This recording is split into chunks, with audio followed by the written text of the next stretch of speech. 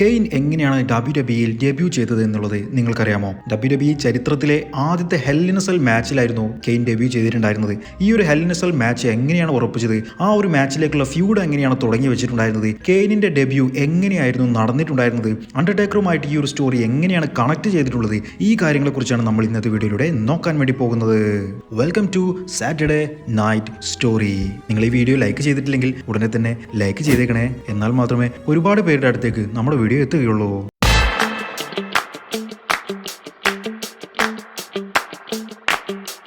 ഇതിന്റെ എല്ലാം തന്നെ തുടക്കം 1997 സമ്മർ സ്ലാമിൽ വെച്ചിട്ടായിരുന്നു. അണ്ടർടേക്കർ വേഴ്സസ് ബ്രാറ്റ് ഹാർട്ട് തമ്മിലുള്ള WWF ചാമ്പ്യൻഷിപ്പിന് വേണ്ടിയിട്ടുള്ള മാച്ച് ആയിരുന്നു സമ്മർ സ്ലാമിൽ നടന്നത്. അത് വെറും ഒരു മാച്ച് ആയിരുന്നില്ല, സ്പെഷ്യൽ ഗസ്റ്റ് റഫറി കൂടി ഉണ്ടായിരുന്ന മാച്ച് ആയിരുന്നു. ഗസ്റ്റ് റഫറി ആയിട്ടുണ്ടായിരുന്നത് ഷോൺ മൈക്കിൾസും, അന്നത്തെ WWF ചാമ്പ്യൻ ആയിട്ടുണ്ടായിരുന്നതോ അണ്ടർടേക്കർ ആയിരുന്നു. അങ്ങനെ ആ ഒരു മാച്ച് തുടങ്ങാൻ വേണ്ടി ബ്രാറ്റ് ഹാർട്ട് റിംഗിലേക്ക് എത്തി. ബ്രാറ്റ് ഹാർട്ട് ഒരു കനേഡിയൻ ആയതുകൊണ്ടും USA വെച്ചിട്ടാണ് ഈ ഒരു ഷോ നടക്കുന്നത് എന്നുള്ളത് കൊണ്ടും ബ്രാറ്റ് ഹാർട്ടിനെ എല്ലാവരും കൂവി വിളിച്ചിട്ടുണ്ടായിരുന്നു. എന്നാൽ ബ്രാറ്റ് ഹാർട്ട് ആവട്ടെ തന്റെ കാനഡയിലെ ദേശീയ ഗാനം അവിടെ എല്ലാവരുടെയും മുൻപിൽ വെച്ച് പ്ലേ ചെയ്ത് അവരുടെ ദേഷ്യം ഒന്നുകൂടി കൂട്ടിയിട്ടുണ്ടായിരുന്നു.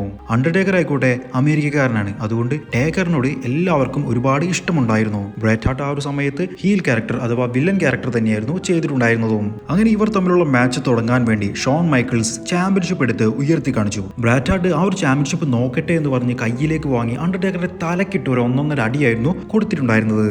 ഈ ഒരു മാച്ചിൽ അണ്ടർടേക്കറുടെ പെർഫോമൻസ് എടുത്തു പറയേണ്ടത് തന്നെയാണ്. നമ്മൾ ഇപ്പോൾ കാണുന്ന വയസ്സായ അണ്ടർടേക്കർ അല്ല, കുറച്ച് നാളുകൾക്ക് മുമ്പേ കണ്ടിട്ടുണ്ടായിരുന്ന മധ്യവയസ്കനായ അണ്ടർടേക്കർ അല്ല, ചെറുപ്പത്തിന്റെ ചുറുചുറുക്കുള്ള പവർ ഹൗസ് അണ്ടർടേക്കറിനെയായിരുന്നു ഈ ഒരു മാച്ചിൽ നമ്മൾ കണ്ടത്.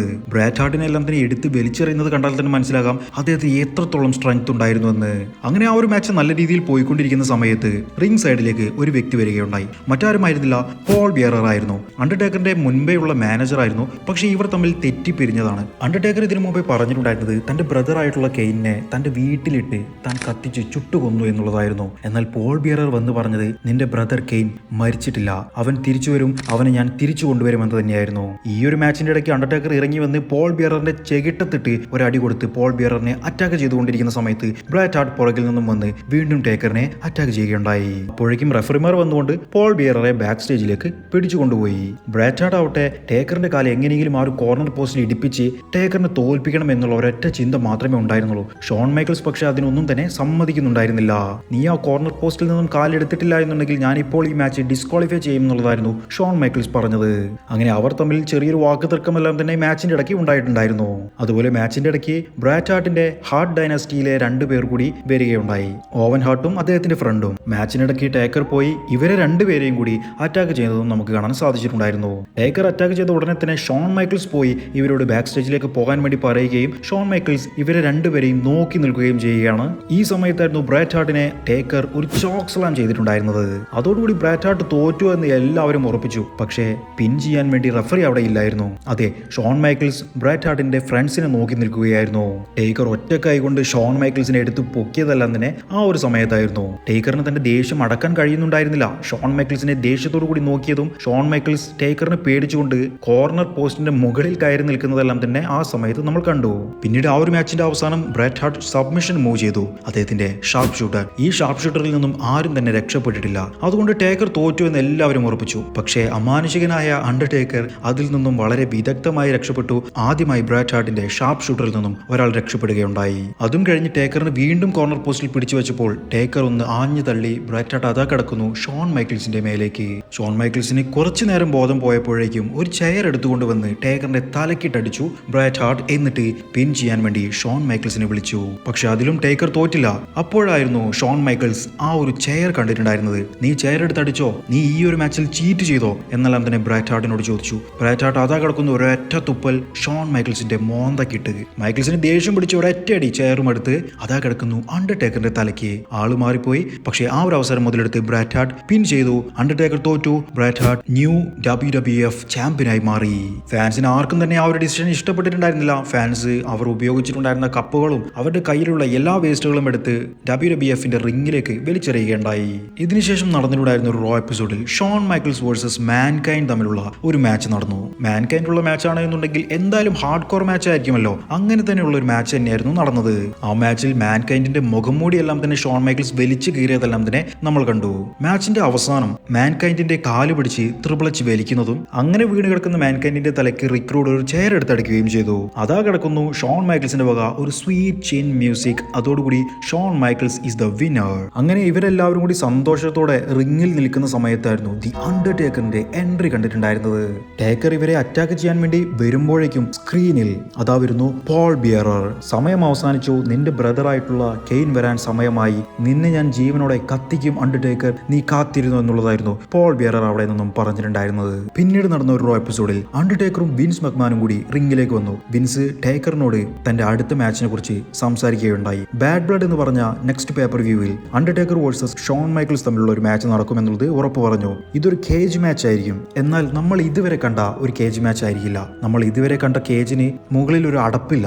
അതായത് മുകളിലൂടെ ആർക്ക് വേണമെങ്കിലും കേജിലേക്ക് കടന്നു വരാം. എന്നാൽ ബാഡ് ബ്ലഡിൽ നടക്കാൻ വേണ്ടി പോകുന്ന ആ ഒരു കേജ് മാച്ചിൽ ആർക്കും തന്നെ മുകളിലൂടെ കയറാൻ കഴിയില്ല, ആർക്കും തന്നെ റിങ്ങിന്റെ താഴെ കൂടെ കയറാനും കഴിയില്ല. കാരണം ഈ ഒരു കേജിലേക്ക് വരാനും പോകാനും ആകെ ഒരേ ഒരു വഴി മാത്രമേ ഉള്ളൂ. അതുകൊണ്ട് നിങ്ങൾ രണ്ടുപേരും മാത്രമായിരിക്കും ആ ഒരു കേജിന്റെ അകത്ത്.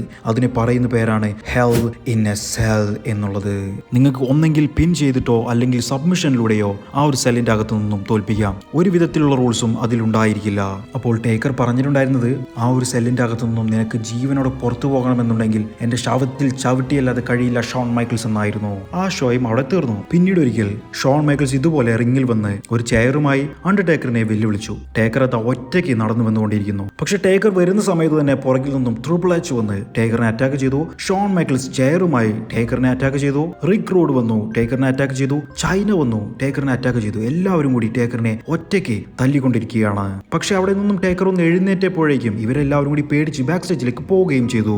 അന്ന് തന്നെ നടന്നിട്ടുണ്ടായിരുന്ന main event Bret Hart versus Goldust തമ്മിലുണ്ടായിരുന്ന ഒരു മാച്ച് ആയിരുന്നു. ആ ഒരു മാച്ചിൽ ഒരു ഷാർപ്പ് ഷൂട്ടർ ചെയ്ത് ബ്രാറ്റ് ഹാർട്ട് തന്നെ വിജയിച്ചു ഉടനെ ഷോൺ മൈക്കിൾസ് വന്ന് ബ്രാറ്റ് ഹാർട്ടിനെ അറ്റാക്ക് ചെയ്യുന്നു. ഷോൺ മൈക്കിൾസിനെ രക്ഷിക്കാൻ വേണ്ടി ട്രിപ്പിൾ എച്ച് വരുന്നു. ട്രിപ്പിൾ എച്ചിനെ അറ്റാക്ക് ചെയ്യാൻ വേണ്ടിയിട്ട് ഓവൻ ഹാർട്ട് വരുന്നു. ബ്രിട്ടീഷ് ബുൾഡോഗ് വരുന്നു. ട്രിപ്പിൾ എച്ചിന്റെ ടീമിൽ നിന്നും റിക് റോഡ് വരുന്നു. ബ്രാറ്റ് ഹാർട്ടിന്റെ ടീമിൽ നിന്നും ജിമ്മി നെയ്ത് ഹാർട്ട് വരുന്നു.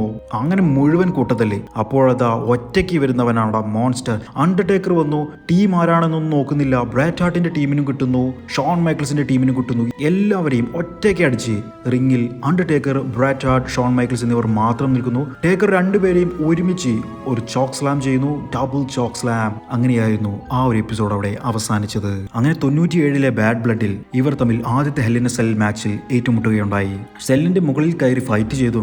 മുകളിൽ നിന്നും ഷോൺ മൈക്കിൾസിനെ അനൗൺസ് ടേബിളിന്റെ മുകളിലേക്ക് ഇട്ടു. അങ്ങനെ ഒരു കിഡിലൻ മാച്ച് തന്നെയായിരുന്നു അവിടെ നടന്നിട്ടുണ്ടായിരുന്നത്. ഷോൺ മൈക്കിൾസ് ചോരയിൽ കുളിച്ചുകൊണ്ട് നടന്നിട്ടുണ്ടായിരുന്ന ഒരു മാച്ച് തന്നെയായിരുന്നു ഇത്. പിന്നീട് ഇവർ സെല്ലിന് പുറത്തേക്ക് പോകണ്ട എന്ന് വിചാരിച്ചുകൊണ്ട് ആ ഒരു സെൽ റഫറിമാർ എടുത്ത് പൂട്ടുകയുണ്ടായി, ചങ്ങലയും കൂട്ടി. അങ്ങനെ മാച്ചിന്റെ അവസാനം Undertaker Tom stone pile driver ചെയ്യാൻ വേണ്ടിയിട്ട് തന്റെ കഴുത്തിന് നേരെ വരയ്ക്കുകയുണ്ടായി. അപ്പോഴതാ ലൈറ്റ് പോകുന്നു. അണ്ടർടേക്കർ വരുമ്പോഴാണല്ലോ ലൈറ്റ് പോകാറുള്ളത്. പക്ഷെ കേൾക്കുന്നത് മറ്റൊരു മ്യൂസിക് ആണ്. അതാ വരുന്നു പോൾ ബിയറർ. അദ്ദേഹത്തിന്റെ കൂടെ ചുവന്ന ഡ്രസ്സും ധരിച്ച് മറ്റൊരു വ്യക്തി. അതാണ് കെയ്ൻ. ഒരു മാസ്ക് ധരിച്ച വ്യക്തി, അതാണ് കെയ്ൻ. കെയ്നിനെ കണ്ടതോടുകൂടി അണ്ടർടേക്കർ പേടിച്ചു വിറച്ചു.